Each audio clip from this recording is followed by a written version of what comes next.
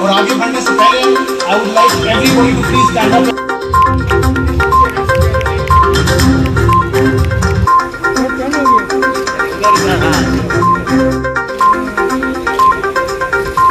Mister Rahul Gandhi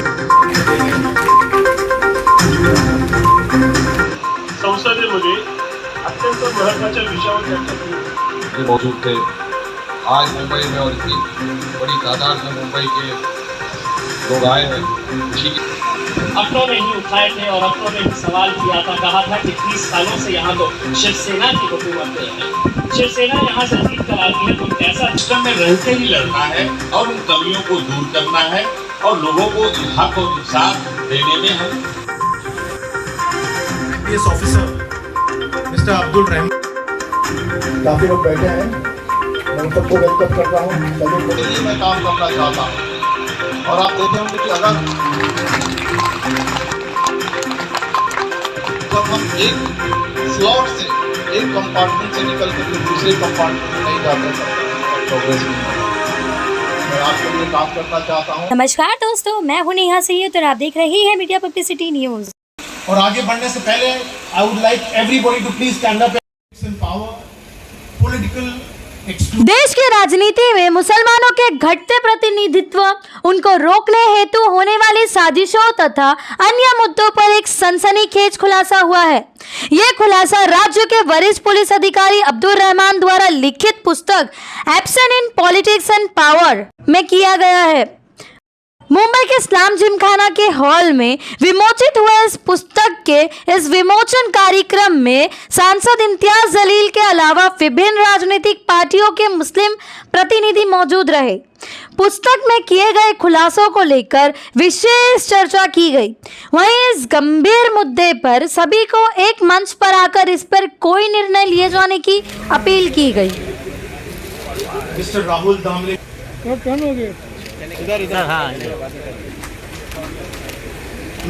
police अधिकारी ये जो अब्दुल रहमान जी की पुस्तक है उसमें जो मुसलमानों की नुमाइंदगी की बातें कही गई है, कितना प्रतिशत आप सहमत हैं? नहीं, सहमत तो हर कोई होगा इसमें, क्योंकि बहुत सारे फैक्ट्स पे बेस्ड है, ये खाली कोई राय नहीं है। उन्होंने सारे डेटा दिया हुआ है तो सब मुत्तफिक है। अब इसमें ये है कि राय अमल क्या होना चाहिए, स्ट्रैटेजी क्या होना चाहिए, उस पर सारे लोग सोच रहे हैं, बात कर रहे हैं। नुमाइंदगी भी बढ़ना चाहिए और इफ़ेक्टिव नुमाइंदगी बढ़ना चाहिए।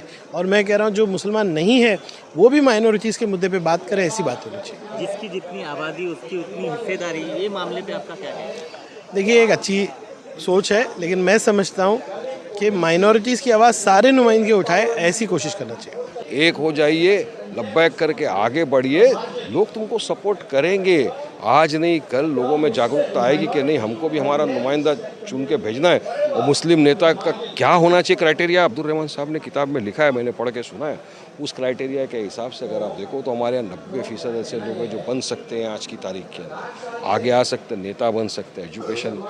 मगर एक तो पॉलिटिकली लोग जो पावर में वो आने नहीं देते। दूसरा, यहाँ पर एक चीज़ देखी जाती है कि एक आगे बढ़ता है तो अपने वाला उसकी टांग खींचने के लिए तैयार हो जाता है। आपस में इत्तेहाद नहीं, मुत्तहिद नहीं, तो कैसे कौम आगे बढ़ेगी बताइए। संसद में हमें आतंकवादी कहा गया, कटुआ कहा गया, हमें गद्दार कहा गया, लेकिन बाद में उसी बंदे के ऊपर इल्ज़ाम लगा दिया गया जिस पर ये इल्ज़ाम है। देखिए, संसद के अंदर एक बीजेपी का मेंबर ऑफ पार्लियामेंट खड़ा होता है और सामने वो सिर्फ एक मुस्लिम एमपी को नहीं बोल रहा है, वो पूरे देश के मुसलमानों को गालियाँ बक रहा है, कटवा, मुल्ला, देशद्रोही, आतंकवादी, हर अल्फाज यूज़ कर रहा है। और उससे शर्मनाक बात क्या है आपको पता है? पीछे 2 पूर्व मंत्री बैठे, वो हंस रहे, टहटे लगा रहे, ये इनका एजेंडा है।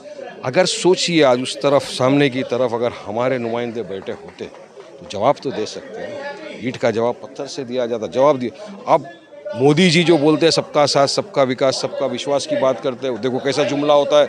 उस शख्स को जिसने पूरी कौम को गाली दिया है, उस भिदुड़ी को तुम बना देते हो पहले कबड्डी एसोसिएशन का प्रेसिडेंट, उसके बाद उसको टोंक की जिम्मेदारी दे देते हो और प्रमोट करते हो आप।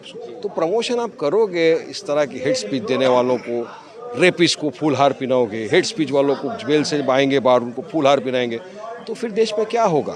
फिर तो एक ही चीज़ दिख रही है हमको कि भाई डेमोक्रेसी का कत्ल हो रहा है।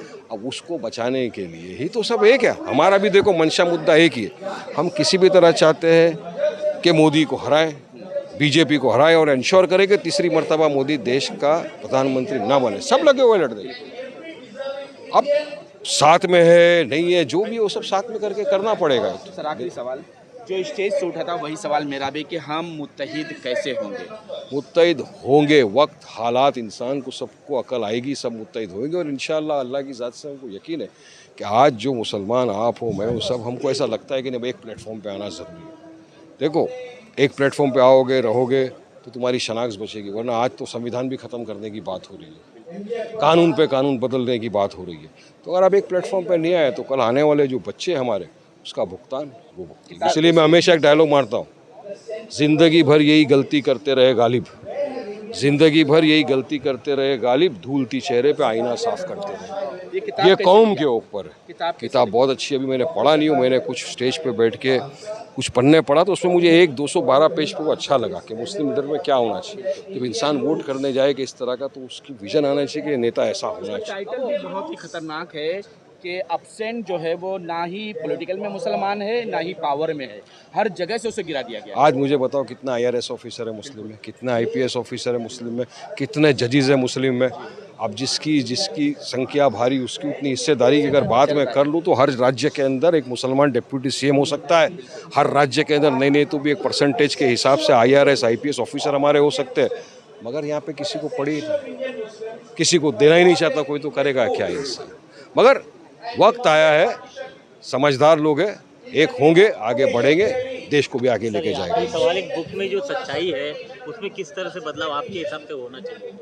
बदलाव ये होना चाहिए, पहले तो हर इंसान को पढ़ के उस पर अमल करना पड़ेगा कि ये है, मुझे भी आगे आना है। मैं खाली घर में बैठ जाऊंगा तो ऐसा नहीं चलेगा, नहीं लड़ता। कांशीराम ने बोला पहले बार चुनाव लड़ो हारने के लिए, फिर लड़ो हराने के लिए, फिर जीत जाएंगे। कांशीराम की बात है, वारिस पठान ने नहीं बैठ के लिखा है। मगर हकीकत में आपको ये अपने यहाँ आता है, आदमी चुनाव लड़ने को तैयार नहीं, लड़ो, लड़ने को तैयार तो पॉलिटिकल पार्टी टिकट नहीं देती है, क्या करेगा। अब हमने तो मांगा था रिजर्वेशन दो, OBC को, मुस्लिम महिलाओं को, वो भी नहीं दिया। तो अब क्या कर सकते हैं, पूरी कोशिश कर रहे हैं, मगर कहीं ना कहीं कौम को मुत्तहिद होना पड़ेगा और अब आगे आना पड़ेगा अपना हिस्सेदारी की लड़ाई लड़ने। मेरे को नेता बनने का शौक नहीं, हम चाहते हैं कि आप में से कोई नेता बने, रिप्रेजेंट करे जाके असेंबली में, विधानसभा, तो पार्लियामेंट में। मुसलमानों की बात चल रही है, उनको गले लगाने की बात करें, मगर उनके लिए करते क्या है, राखी बनाते, लेकिन उस बेटी का हिजाब तुम उतार देते हो। राखी बांध दिए, ट्रिपल तलाक में बोल दिए सारी मुस्लिम महिलाएं मेरी बहन है। बिल्किस बानो की देश की बेटी है, उसके बलात्कारियों को आप खुली फिजा में छोड़ देते, वो बहन नहीं है। मणिपुर के अंदर हमने देखा है किस तरह से महिलाओं को वस्त्र के बिना चलते वीडियोस देखे हमने, वो क्या था सर। तो ये मोदी जी बीजेपी जो बोलता है, इनके दिखने के दांत कुछ और है, छुपाने के अलग है। ये सब जुमलेबाजी है, कुछ नहीं होने वाला है। इसलिए अब एक मिल के लड़ना पड़ेगा, इनको हराना पड़ेगा और संविधान को और डेमोक्रेसी को बचाना पड़ेगा। मुसलमानों को सेकुलर लीडरशिप का पार्ट रहना चाहिए और जहाँ पे 30-35% से ज़्यादा हैं वहाँ चुन करके आना उनका हक है, चाहे वो किसी भी पार्टी से है, चाहे वो सेकुलर पार्टी से चुन करके आए या मुस्लिम बेस्ड पार्टी से चुन करके आए। और मुसलमानों को भी चाहिए कि वोट डिवीज़न को रोकें और जो सेकुलर पार्टीज़ है उनकी भी ये जिम्मेदारी बनती है कि जो मुसलमानों में जो सेकुलर लीडरशिप है, जो सबके लिए काम करना चाहते हैं और जहाँ पे उनकी आबादी 30-35% से ज़्यादा है वहाँ पे मुसलमानों को टिकट दी जाए। बहुत बहुत शुक्रिया। पॉलिटिक्स एंड पावर के माध्यम से जी, मुस्लिम युवाओं को क्या संदेश देना चाहते हैं? उनको ये संदेश देना चाहते हैं कि आपको पॉलिटिक्स में आना है और हमारे देश में डेमोक्रेसी है और डेमोक्रेसी जो है वो इलेक्ट्रल पॉलिटिक्स से तय होता है और सारे कायदे कानून आप राजनीति में आएंगे तभी बनेगा। आप बिल्कुल एक बावकार शहरी की हैसियत से आप पॉलिटिक्स में आइए, सबके लिए काम कीजिए और जो कंटेंशियस जो इश्यूज़ हैं, जो मजहबी इश्यूज़ हैं उनको पीछे छोड़ करके सबके लिए काम कीजिए और आप पॉलिटिक्स में अपनी नुमाइंदगी कायम कीजिए। आप पुलिस सर्विस में रहते हुए आपने सर्विस को रिजाइन दे दिया, अभी आपका क्या इरादा है आगे? जिस तरह से आप युवाओं को, मुस्लिम युवाओं को प्रोत्साहित कर रहे हैं कि आप पॉलिटिक्स में आइए, क्या प्रशासनिक सेवा में नहीं आना चाहिए मुसलमानों को? नहीं, मुसलमानों को हर जगह पे आनी चाहिए। मुसलमान को इंजीनियरिंग में भी आना चाहिए, उनको मेडिकल फील्ड में भी आना चाहिए, उनको नौकरी में भी आना चाहिए, उनको तिजारत में भी आना चाहिए, उनको पॉलिटिक्स में भी आना चाहिए। लेकिन मैंने देखा कि पॉलिटिक्स में जो है बहुत ज़्यादा गैप है और पॉलिटिकल एम्पावरमेंट इज़ की टू एम्पावरमेंट। अगर वहाँ पे अगर आप एब्सेंट हैं तो आप हर जगह एब्सेंट रहेंगे। इस शुक्र। तरह से मुस्लिम युवाओं की भागीदारी कम हो रही है, उसके बारे में आपका क्या कहना है? यही तो मैंने कहा कि आप सेकुलर लीडरशिप को डेवलप कीजिए और जहाँ पे आपकी आबादी ज़्यादा है आप वहाँ पे अपना क्लेम कीजिए। देखिए, मैं समझता हूँ कि अब्दुल रहमान साहब की ये जो किताब है, एक बहुत ही सही वक्त के ऊपर ये किताब आई है। इससे पहले भी रहमान साहब जो एक IPS ऑफिसर अपने ओहदे को त्याग करके उन्होंने आज समाज के लिए कुछ करना चाह रहे हैं। ये किताब के अंदर एक एक शब्द, एक एक लाइन जो लिखी हुई है, एक बहुत ही अच्छा एक्सटेंसिव रिसर्च करके पिछले 75 सालों के अंदर मुसलमानों का राजनीतिक प्रतिनिधित्व जो है, रिप्रेजेंटेशन, चाहे वो विधानसभा के अंदर हो या लोकसभा के अंदर हो, कैसा हर 5 साल के बाद घटता जा रहा है, इसकी क्या वजह है, ये सब बातें उन्होंने सामने रखी है और उसके उपाय भी क्या होना चाहिए ये भी उन्होंने बताया है। तो मैं समझता हूँ हर इंसान ने इसको पढ़ना चाहिए, क्योंकि ये चीख चीख कर हमारी दास्तां बयां करती है कि हमारी नुमाइंदगी कैसे ख़त्म की जा रही है इसमें। तो स्टेज से भी सवाल उठा था कि हम मुनज़्ज़म किस तरह से हो जाए, उसी का जवाब हम आपसे चाहेंगे। जी बिल्कुल होना चाहिए। मैं समझता हूँ कि देखिए, अगर हम आपस में ही लड़ते रहेंगे जी, तो हमारी जितनी नुमाइंदगी है वो भी ख़त्म हो जाएगी उसमें। आज कहीं ना कहीं हमको दिमाग के साथ इलेक्शन लड़ने की ज़रूरत है और ये तमाम RSS और उनके संगठनों को मालूम है कि मुसलमानों को एक प्लेटफॉर्म के ऊपर लाना बहुत मुश्किल बात है। वो समझते हैं कि ये कौम को आसानी से है तो हम तोड़ सकते हैं, बांट सकते हैं करके उसमें, और उसी का नतीजा है कि 75 सालों के अंदर 2 भाई आपस में लड़ रहे हैं, तीसरा निकल कर चले जाता है। तो मैंने अपने तौर से सुझाव दिया है कि जो RSS अपनी चाल चलते हुए आ रही है, अब वही चाल अब हम चलें। अगर हम हाथ में हाथ डालकर अगर हम आगे बढ़ते हैं उसमें, हर एक की अपनी जहाँ जहाँ पर भी जो ताकत है उस ताकत के हिसाब से मैंने सुझाव दिया। किसी को पसंद आए ना आए, किसी को एक्सेप्ट करे ना करे। सुझाव से ही बात आई है कि जो सुझाव आरिफ नसीम खान ने वहाँ स्टेज से दिया है, शायद उसके लिए कुछ वक्त के लिए गहमा गहमी भी हो गई थी। ऐसा नहीं लगता है कि उनकी बातें सही थी लेकिन वक्त सही नहीं था वो बातें करने का? मेरे हिसाब से एक बहुत अच्छी किताब का इजरा यहाँ पे हो रहा था। आप सियासी डिबेट के लिए कभी भी हमको बुलाइए, जिस किसी मैदान के अंदर बुलाइएगा उसमें हम वहाँ पे आएंगे और सियासी तौर के ऊपर हमारा जो स्टैंड है हम यकीनन उसको रखेंगे उसके अंदर। ये खूबसूरती है डेमोक्रेसी की। लेकिन मेरा एक सवाल ये है कि उन्होंने हमसे तो ये सवाल कर लिया कि हमारी वजह से बिहार की हुकूमत बनने से रह गई है, जहाँ पर हमने लोकसभा के अंदर से महज एक ही सीट लड़ी थी और विधानसभा के अंदर हमारे 5-6 सीट चुनकर आए। इतना तो हमको आज समझ में आया है कि हम अगर एक भी अगर जीतते हैं तो कितने ताकतवर हो जाते हैं। हम अगर 5-6 विधानसभा की जीतते हैं तो हम कितने ताकतवर है कि किसी की सरकार हमारी वजह से बनती है और हमारी वजह से गिरती है। अगर मुझे ये जवाब दिए होते कि महाराष्ट्र के अंदर अब आने वाले 2024 के इलेक्शन के अंदर हम मुसलमानों को लोकसभा के अंदर कम से कम 5 सीटें देंगे, तो इम्तियाज़ जलील वहाँ पे खड़े रह के उनके लिए ताली बजाता था उसमें। लेकिन तुम मुसलमानों को टिकट नहीं देंगे, जीतने का सवाल ही नहीं पैदा होता है। आज कितने ऐसे कांग्रेस रूल्ड स्टेट्स हैं, कितने ऐसे जिनके नाम मैंने गिनाया हूँ, वहाँ से एक भी MP अगर चुनकर नहीं आ रहा है तो तुमने क्या इस कौम को ये समझ लिए है कि तुम एक रबर स्टैंप है, हम 5 साल के बाद आएंगे और ग़ुलामों तुमको सिर्फ है तो वोट देते रहना है करके उसमें? नहीं, ये दौर बदल चुका है। अब हम मुसलमानों से ये अपील करना चाहेंगे इसके अंदर, वैसे भी तुम हार रहे हैं, वैसे भी तुम्हारा वजूद ख़त्म हो रहा है, एक ताकत बनकर खड़े रहिएगा और जहाँ मुसलमान है वहाँ पर मुसलमानों को वोट दीजिएगा। ये जो 28 गढ़ है इसके अंदर आपको इसलिए नहीं लिया गया कि कहीं आपको B टीम कहा जा रहा है जो बीजेपी की, इस वजह तो नहीं लिया गया? देखिए साहब, ये वही कांग्रेस वालों का है कि ठिकड़ा जो हम हिंदुस्तान के अंदर 553 सीटों में से हमने कितने सीटें लड़े हैं? हमने कितने सीटें लड़े हैं? एक हैदराबाद में लड़े, जीते, एक औरंगाबाद में लड़े, जीते, एक किशनगंज के अंदर लड़े, दूसरे नंबर के ऊपर रहे। तो अब आप ये कह रहे हैं कि 553 में से इम्तियाज़ जलील तुमने है तो 3 सीटें भी नहीं लड़ना चाहिए, क्योंकि तुम तो हमारी पार्टी के ग़ुलाम है, तुम्हारा काम सिर्फ वोट देने का है, तुम सिर्फ वोट देते रहो करके। अगर हम 3 सीटें भी नहीं लड़े और आप कहेंगे कि नहीं आपकी वजह से है तो कोई जीत रहा है, कोई हार रहा है। असल में क्या हो गया है इस मुल्क के अंदर कि एक सॉफ्ट पंचिंग बैग चाहिए होता है। जब हम हार जाते हैं ना तो किसकी धुलाई करे, तो उनको सामने है तो हम नज़र आ जाते हैं, ये हमारी वजह से हारे हैं करके। उसके बाद मेरा तो ये कहना है कि अब आप एक मुसलमान लीडर होने की हैसियत से आप ये ऐलान करवाइए अपने आकाओं के ज़रिए कि आने वाले लोकसभा इलेक्शन के अंदर हम कम से कम 5 मुसलमानों को हम टिकट देंगे करके उसमें, और टिकट देंगे तो जीतेंगे। उसकी ज़िंदा मिसाल ये खड़ा हुआ है इम्तियाज़ जलील, लड़ा तो जीता, वरना तुमने तो हमारे जहनों के अंदर ये बात डाल दिए है कि नहीं मुसलमान तुम तो सिर्फ डालते रहो वोट, असेंबली और पार्लियामेंट के अंदर हम जाकर बैठेंगे। अब हम बोल रहे हैं नहीं, अब हम भी जाकर बैठेंगे। तेलंगाना में राहुल गांधी ने भी कहा था कि क्या नाम है, जो कुछ भी है TRS KCR को वही बीजेपी कुछ नहीं करती, और IMIM के असदुद्दीन ओवैसी जो भी मन में आता है वो बोलते चली जाती है, जिनके ऊपर कोई केस नहीं होता है। तो उनका साफ साफ नजरिया यही है कि ये दोनों पार्टी जो है बीजेपी की बी टीम है। देखिए, मैं राहुल गांधी से यही कहूँगा कि आज से 50 साल बाद जब आपकी हुकूमत आएगी तब आप हमारे ऊपर एक्शन ले लीजिएगा उसमें। ये तो 2014 में अभी आए हैं ना, मोदी 2014 के अंदर आया है, उससे पहले हमारे को जेल में डाल देना था उसमें।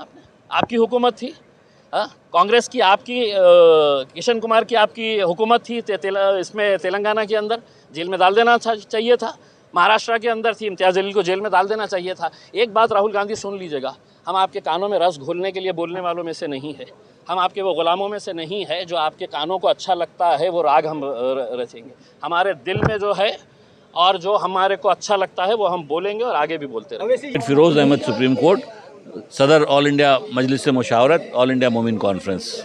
कॉन्स्टिट्यूशन है जी, वो सेकुलर है बिल्कुल, लेकिन हमारी नई संसद में सेकुलरिज्म का जो है वो सेंटेंस भी निकाल दिया गया। मेरी बात, जो हमारा कॉन्स्टिट्यूशन है वो सेकुलर है, हमारा जो लॉ है अभी तक वो सेकुलर है, और हमारी जो सोसाइटी है वो भी सेकुलर है। लेकिन क्या है कि आप देख रहे हैं कि सेकुलर कॉन्स्टिट्यूशन, सेकुलर कंट्री, लेकिन सोसाइटी को धीरे धीरे कॉम्युनलाइज किया जा रहा है। तो हमारी सबसे बड़ी चीज़ लड़ाई है कि इस संविधान को और इस सेकुलरिज्म को बचा के रखना। उसी में ये सारी चीज़ें टेम्परेरी हैं। आप जो देख रहे हैं, जो फेज़ आ रहा है, ये सारी चीज़ें टेम्परेरी हैं। अल्टीमेटली इनका डिफीट होगा। बुरे चीज़ों का बहुत ज़्यादा लॉन्ग लास्टिंग नहीं होता है, ये अल्टीमेटली डिसाइड होगा। सुप्रीम कोर्ट ने अपने जजमेंट में कई, जस्टिस थॉमस ने भी कहा कि साहब सबसे बड़ी चीज़ है कि जो हेड स्पीच आते हैं, ये स्टेट का ड्यूटी है, एज ए सेकुलर स्टेट का ड्यूटी है कि उसको फॉरेन केस रजिस्टर करके उस पर एक्शन लें। ये नहीं कि कोई कंप्लेंट करे, बल्कि स्टेट की ड्यूटी है। तो सुप्रीम कोर्ट का टाइम टू टाइम हमेशा से डायरेक्शन रहा है, और हम जानते हैं कि सेकुलरिज्म के लिए जब हमारा कॉन्स्टिट्यूशन सेकुलर है, हमारी सरकार में जो बैठे हैं भले वो जितना मैनिपुलेट कर लें, लेकिन ये मैनिपुलेशन जो है ना, ये एक दिन तक ज़्यादा सर्वाइव, क्योंकि आप देखेंगे रियलिटी ही सर्वाइव करती है, और रियलिटी अल्टीमेटली ये है कि we will always remain as a secular country and a secular state. Sir, कैसे सुप्रीम कोर्ट चाहे जितने भी वक्तव्य देते, चाहे जितने भी वो पनिशमेंट देते, लेकिन आज भी जो है गोदी मीडिया में आप देख रहे हैं कि किस तरह से सुबह से लेकर शाम तक सिर्फ मुसलमानों के खिलाफ कहा जा रहा है, लेकिन जो उनके हक में बात करते हैं, जो सेकुलरिज्म के हक में बात करते, जो सच्चाई की बात अगर हक में बात करते हैं, तो उनके घर पे सीडी ईडी वगैरह पहुँच जाती है। आप ये देख रहे हैं, जो आप ये बात अभी आपने कहा गोदी मीडिया के सिलसिले में, या और भी जो डिबेट जो चलता रहता है टीवी पे देखते हैं, आप ये देखिए इनको बढ़ाने वाला कौन है। उसमें किसी न किसी मुसलमान को बुला लेते हैं, और वो मुसलमान के साथ बेइज्जती भी करते हैं, वो ह्यूमिलिएट भी करते हैं। 5000 वाले लोग तो मैं वही कह रहा हूँ कि उन 5000 वालों पे भी हमारी पाबंदी और नज़र रहनी चाहिए, और ऐसे लोगों को हम लोग को बिल्कुल सोशल बाइकआउट करना चाहिए जो उनको मदद कर रहे हैं। अभी आपने देखा यहाँ पे जो माहौल बन गया था 2 मिनट के लिए, ये बात सही है। आप जानते हैं कि हिंदुस्तान के अंदर ये मुसलमानों का नहीं है कि वो सेकुलरिज्म को मेंटेन कर रहे हैं, बल्कि 70% जो हैं टोटल इंडियन पॉपुलेशन, वो total 70% of the Indian total population जो है वो सेकुलरिज्म है और सेकुलर को मानता है, और सेकुलरिज्म की तरह आप इसलिए देखिए इनको 31%, 33% मैक्सिमम वोट आते हैं इसको। तो इसका मतलब है कि मुसलमान ही नहीं, मुसलमान कितने हैं? 14%, 15%, but the remaining almost 40% are basically secular Hindus, and majority of the secular Hindus are silent. इसीलिए मैंने कहा कि देखिए, आपने देखा होगा कि अमेरिका के अंदर ब्लैक एंड वाइट का बहुत बड़ा मसला चला, और उस ब्लैक एंड वाइट में मार्टिन लूथर किंग जो सबसे बड़े लीडर्स थे वो ब्लैक के, उन्होंने एक ही बात कहा, the ultimate tragedy is not the brutality of the bad people but the silence of the good. जो लोग साइलेंट हैं, अच्छे लोग साइलेंट हैं, उनको आगे आना पड़ेगा, उनको बिल्कुल आगे आकर के काम करना पड़ेगा तभी। और आप देखिए ब्लैक, उसमें काफ़ी बड़ा रेवोल्यूशन हुआ अमेरिका के अंदर, काफ़ी चेंजेस हुए। इंशाल्लाह इंडिया के अंदर भी हमारे साथ majority of the Hindu secular हैं और हम इस लड़ाई में हमेशा से हमारी जीत होगी। ये एक टेम्परेरी फेज़ है, बिल्कुल टेम्परेरी फेज़ है। आप देखिए, हम तो बोलते हैं, अभी आप देखेंगे हम एक पार्टी बनाते हैं उसमें मुस्लिम जोड़ देते हैं, हम एक पार्टी बनाते हैं वो आपको मुस्लिम लीग कर देते हैं, चाहे जो भी बनाते हैं। लेकिन आप देखिए आरएसएस का, देखिए पॉलिसी देखिए, आरएसएस में कहीं वर्ड हिंदू नहीं है, भारतीय जनता पार्टी में कहीं हिंदू नहीं है। तो वो तो कहते हैं साहब हम तो सेकुलर हैं, हमसे बड़ा सेकुलर कोई है ही नहीं, हमारे नाम में दिखा दो हिंदू है। तो आपको भी ऐसा स्ट्रेटजी बना करके, ऐसी बातों को देख करके आपको बिल्कुल सेकुलरिज्म को प्रमोट करना। सर आखिरी सवाल, पूरे देश में अगर देख ले, जहाँ कहीं दंगे होते, चाहे वो नू में हो, चाहे महाराष्ट्र में हो, चाहे पंजाब में हो, या यूपी में हो, या दिल्ली में हो, हर जगह, चाहे आप मुंबई की बात कर लें, मालूनी में हुआ हो, हर जगह जहाँ भी दंगे हुए होते हैं, चाहे जिसने मुसलमानों को घर में घुसकर मारा हो, मस्जिदों में घुस कर कत्ले आम किया हो, उन्हें छोड़ दिया जाता है। लेकिन हज़ारों की तादाद में सिर्फ मुसलमानों को ही कैद में डाला जाता है, मुसलमानों को ही नंगा करके सड़कों पर पुलिस ले जाती है और उन्हें दिखाती है, लोगों से माफ़ी मंगवाते हैं। पुलिस ही मुसलमानों को नंगा करके रस्सी बांध कर मारती है, लेकिन उनके साथ कुछ नहीं होता जो हकीकत में दंगाई होते हैं। उसका कारण भी मुसलमान है।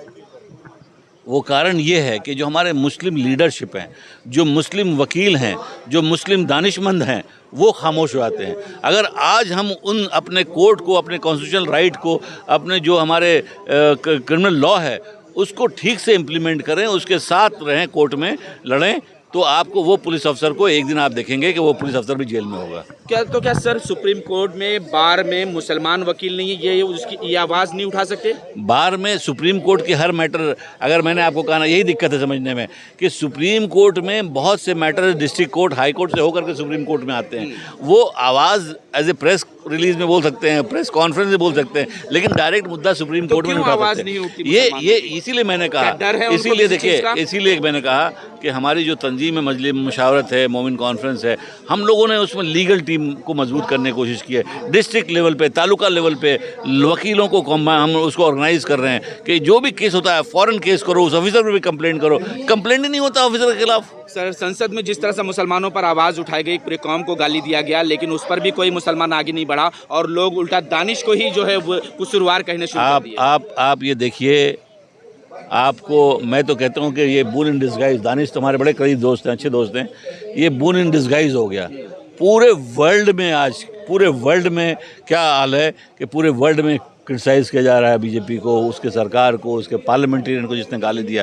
पूरे वर्ल्ड में लोग उसके ख़िलाफ़ हैं और इंडिया का इमेज देखिए क्या हो गया है कि आज उनको जा करके वो जो जयशंकर को बताना पड़ा प्राइम मिनिस्टर को कि इसका इमेज क्या हो रहा है, हमारा, हम कहाँ जा रहे हैं। तो वो एक चीज़ें से, और आप जानते हैं, मैंने अभी भी आप कहा कि अल्टीमेट ट्रेजेडी एक हाइट होता है।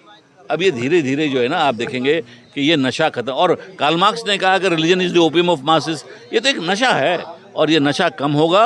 और इंशाअल्लाह हमेशा से सेकुलरिज्म, और मुसलमानों को हमेशा से मैंने कहा कि सेकुलरिज्म से कभी भटकना नहीं चाहिए।